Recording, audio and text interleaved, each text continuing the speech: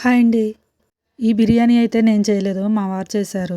ఆయన స్టైల్‌లో simple and టేస్టీగా ఎలా చేశారో చూద్దాం. ముందుగా 1 ½ గ్లాస్ రైస్ అయితే కడిగేసి పెట్టుకున్నాను.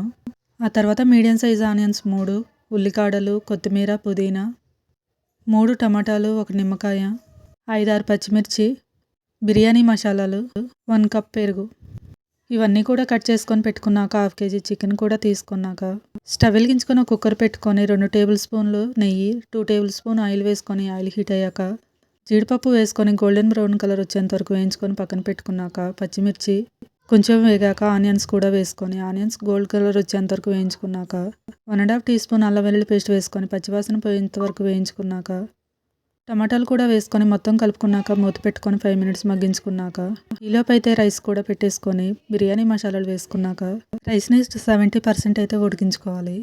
5 మినిట్స్ అయ్యాక 1/2 టీ స్పూన్ పసుపు, 1 టేబుల్ స్పూన్ కారం, 1 టేబుల్ స్పూన్ ధనియా జీరా powder, 1 tablespoon masala powder, 1/2 teaspoon మిరియాల పౌడర్ వేసుకొని మొత్తం కలుపుకున్నాక కొత్తిమీర కూడా వేసుకున్నాక కలుపుకున్నాక చికెన్ కూడా వేసుకొని మొత్తం కలిసేలాగా ఒకసారి కలుపుకున్నాక ఉల్లికాడలు వేసుకొని 5 మినిట్స్ మగ్గించుకున్నాక రైస్ 70% ఉడికించుకున్నాక చికెన్లో వేసుకొని జీడిపప్పు 2 స్పూన్ల నెయ్యిలో కొన్ని పాలు కూడా వేసుకొని మొత్తం కలుపుకుంటూ రైస్లో వేసుకున్నాక మీడియం ఫ్లేమ్లో 20 మినిట్స్ అయ్యాక స్టవ్ ఆఫ్ చేసుకొని కొంచెం చల్లగయ్యాక మూత తీసుకుంటే ఎంతో టేస్టీ ఈజీ అయిన చికెన్ బిర్యానీ రెడీ.